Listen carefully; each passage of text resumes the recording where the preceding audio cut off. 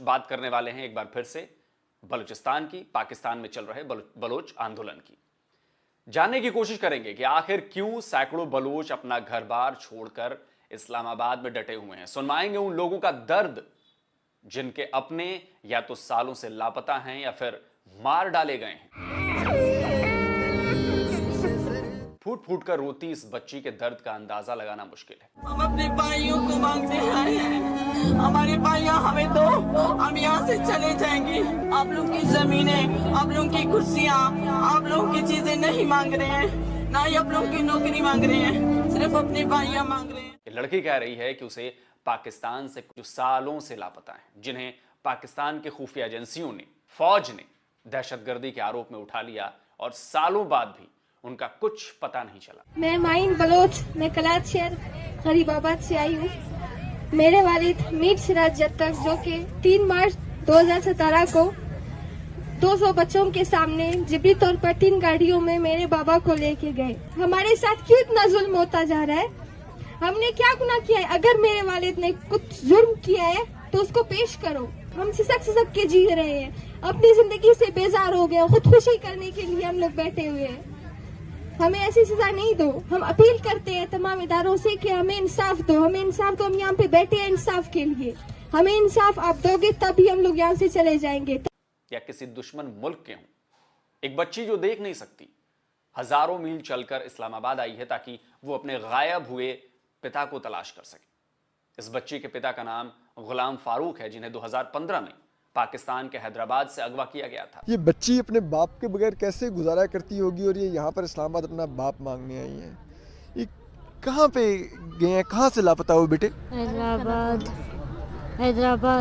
4 बंदा का रईस ओ दिन था रईस अमर करे था 4 बंदा का फैसला ओ दिन दर 4 मुसट पेन 4 अमी के खराब बाय कह रही है कि मेरे वालिद को दीगर 4 लोगों के हमरा हैदराबाद से लापता किया गया है।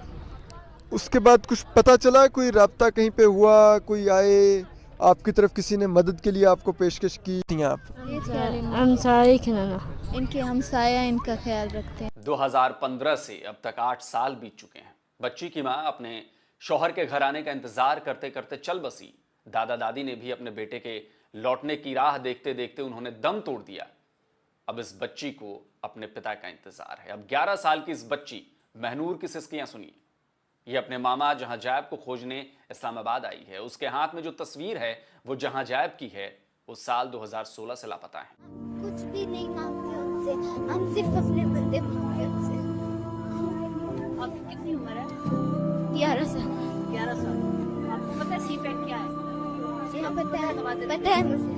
आपको पता है जबरी अगवा क्या होता है? पता है मुझे। आपको पता है कि आपके मामू ने कुछ किया होगा तुमको लेकर? वो क्या कर सकते हैं? उसकी एक छोटी बेटी है, औरतें मुझसे पूछते हैं मालूम ईद पे सबके बाप उन्हें ले जाते हैं शाम को बाजार। का कोई अता पता नहीं है। सामी ने बताया कि वो अपने पिता की तलाश में कैसे दर दर की ठोकरें खा रही है। इस दफ़ा जो हम मार्च में आए हैं, इस मार्च से पहले 2014 में जो एक पैदल लॉन्ग मार्च हुई थी क्वेटा से कराची और कराची से इस्लामाबाद तक, उस लॉन्ग मार्च में शामिल थी। 2021 में हम लोग इस्लामाबाद डी चौक में 10 दिन तक हम इसी सर्दी में, इसी मौसम में बैठे। हम सबको जो एक खदशा है कि हमारे सब के लोग जो भी मिसिंग हैं, खुदा न खास्ता उनकी डेड बॉडीज़ हमें ना मिले फेक इनकाउंटर्स के नाम पर। तो हम लोग 50 दिन, जिस वक्त पूरा मुल्क सैलाब से डूब रहा था, हम लोग उधर क्वेटा की सड़कों पर एहतजाज पर बैठे थे। ये लड़की बलूचिस्तान के खरान से इस्लामाबाद आई है अपने भाई रहीमुल दीन की तलाश में। रहीम को 26 अगस्त 2016 को खरान से अगवा कर लिया गया था कि 2 हफ्ते के अंदर अंदर इन्हें बाजियाब किया जाएगा, मगर नहीं किया।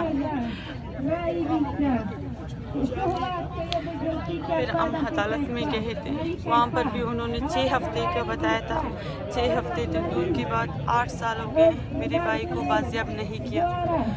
फिर हम इस एहतजाज में निकले और यहाँ पर हमारे साथ इतना तशद्दुद किया कि आप देख सकते हैं कि मैं खड़ी नहीं हो सकती। मैं एक अकेली लड़की वहाँ से आई हूँ। एक मैं हूँ, एक मेरी और। आज 9 साल बीतने के बाद अली हैदर एक बार फिर इस्लामाबाद आया है। अपने पिता की तलाश में। इस बार वो अपनी छोटी बहन को भी साथ लाया है। हम ऐसे केसेस दिखाते दिखाते थक जाएंगे, आप देखते देखते थक जाएंगे, लेकिन ये लापता लोगों की लिस्ट खत्म नहीं होगी। सवाल उठता है कि आखिर ये खत्म कब होगा। द संडे गार्जियन की 2019 में छपी इस रिपोर्ट को देखिए। इसमें बताया गया है कि 47,000 से ज्यादा बलोच और 35,000 से ज्यादा पश्तूनों को अगवा किया जा चुका है। इस दावे में दम भी नजर आता है। मीडिया रिपोर्ट्स बताती हैं कि साल दर साल बलूचिस्तान में सड़ी गली लाशें मिलती रही। पाकिस्तानी अखबार द एक्सप्रेस ट्रिब्यून की 1 अप्रैल 2011 को छपी इस रिपोर्ट को देखिए। इसमें बताया गया है कि पिछले 8 महीने में 121 लापता बलोचों की डेड बॉडीज बरामद की गई हैं। इसमें बताया गया है कि इन सभी लाशों में गोलियों के बेतहाशा निशान मिले हैं, यानी उन्हें गोलियां मारी गई थी। पाकिस्तान के ही दूसरे बड़े अखबार डॉन में 12 सितंबर 2013 को छपी यह रिपोर्ट बताती है कि पिछले 3 सालों में 592 सड़ी गली लाशें बरामद हुई थीं जो लापता बलोचों की थीं, और इन लाशों के साथ भी वही किया गया था, यानी इनमें भी गोलियों के निशान मिले।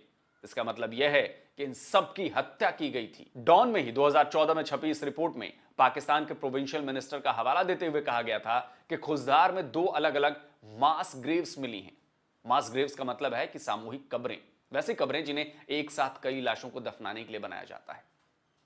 इन सामूहिक कब्रों में 13 लापता बलूचों के शव पाए गए। 2016 में छपी बीबीसी की रिपोर्ट बताती है कि पिछले 6 साल में 1000 से ज्यादा बलूचों को मारकर उनके शवों को डंप कर दिया गया।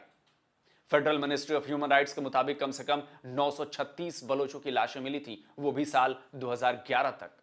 यानी 2016 की रिपोर्ट में ये जो डेटा दिया गया है वो साल 2011 तक का था।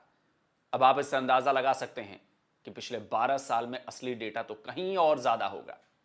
बलूचिस्तान में Pakistani army, counter terrorism department और दूसरी सिक्योरिटी एजेंसीज की मास किलिंग की खबरों के बाद यूनाइटेड नेशंस ने भी अपनी कमेटी वहां भेजी थी।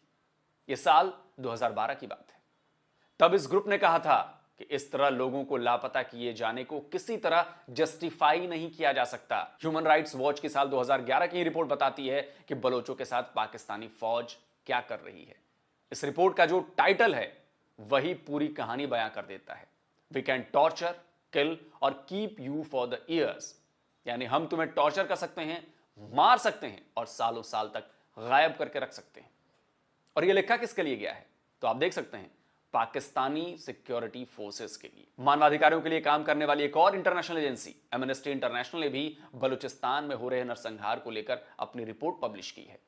इसमें भी वही सारी बातें की गई हैं जिनसे पाकिस्तानी फौज के बलोचों पर जुल्मों की पोल खुलती है। लेकिन सवाल उठता है कि संयुक्त राष्ट्र संघ यानी यूएन और दूसरे ह्यूमन राइट्स से जुड़े संगठन, अमेरिका, ब्रिटेन और तमाम वेस्टर्न कंट्रीज इस पर एक्शन क्यों नहीं लेते? क्या यूएन में सिर्फ बलूच प्रतिनिधि को बयान देने का अधिकार दे देने से पाकिस्तान में बलोचों का नरसंहार रुक जाएगा?